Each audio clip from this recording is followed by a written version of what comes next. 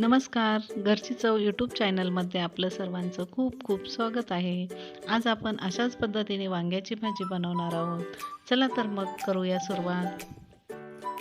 त्यासाठी मी छोटे छोटे वांगे पावशर घेतलेले आहे व अशा पद्धतीने त्याचे काप करून घेणार आहोत आपण आणि मिठाच्या पाण्यामध्ये टाकणार आहोत, कारण की त्याचा काळपटपणा निघून जावा.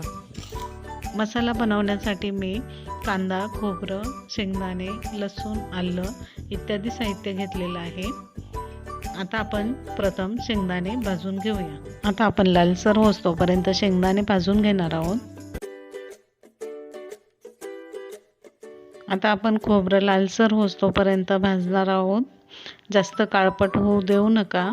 एकदम छान लाल कलर येतोपर्यंतच भाजायचं आहे. खूप काळं नाही होऊ द्यायचं आहे.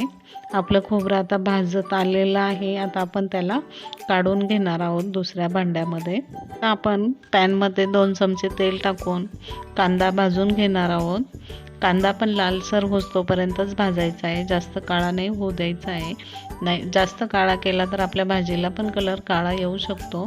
त्यासाठी एकदम लालसर होईस्तोपर्यंतच भाजायचा आहे. आता आपण त्याच्यामध्ये आलं आणि लसूण त्यातच परतून घेणार आहोत थोडासा. कांदा आता लालसर परतून झालेला आहे. आता आपण तो दुसऱ्या भांड्यात काढून घेऊया. आता आपण मिक्सरच्या भांड्यामध्ये सर्व भाजलेलं साहित्य वाटून घेणार आहोत.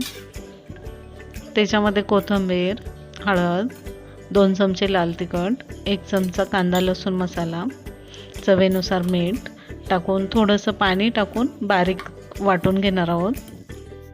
आपलं वाटण आता तयार झालेलं आहे. तुम्ही बघू शकता.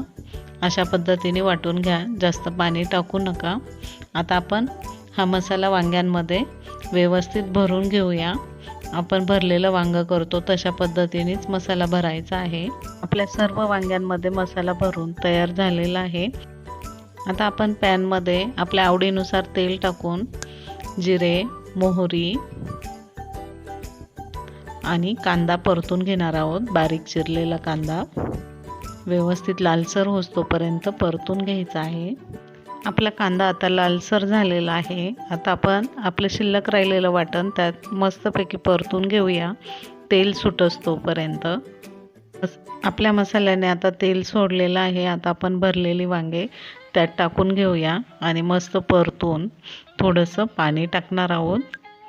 पाणी तुमच्या आवडीनुसार टाका. किती प्रमाणामध्ये तुम्हाला भाजी बनवायची आहे त्या पद्धतीने पाणी टाकून आता आपण त्याला झाकण मारणार आहोत 10 ते 15 मिनिटासाठी. आपले 10 ते 15 मिनिट झालेले आहे. आता आपण झाकण खोलून बघूया आपल्या वांग्याला कशा पद्धतीने कलर आलेला आहे.